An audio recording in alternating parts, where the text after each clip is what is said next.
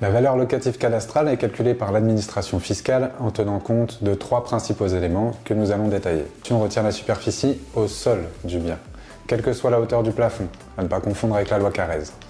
Pour le calcul de cette superficie, sont retenues toutes les pièces du logement, à savoir les pièces d'habitation, mais également les annexes et les dépendances. Après, nous avons les éléments de confort. L'ensemble des éléments de confort sont convertis en mètres carrés et viennent s'ajouter à la surface au sol que nous avons vue précédemment. Par exemple, 4 mètres carrés pour les logements qui ont l'eau courante, ou encore 3 mètres carrés par WC.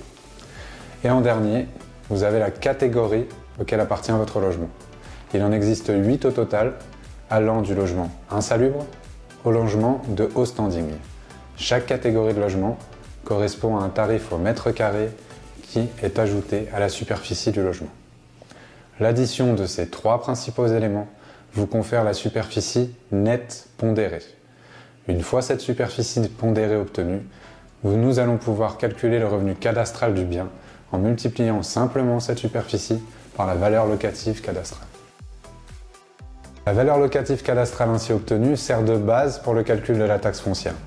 L'administration fiscale effectue ensuite un abattement forfaitaire sur ces revenus allant de 50% pour les propriétés bâties à 80% pour les propriétés non bâties, comme des étangs, des mares, ce genre de choses.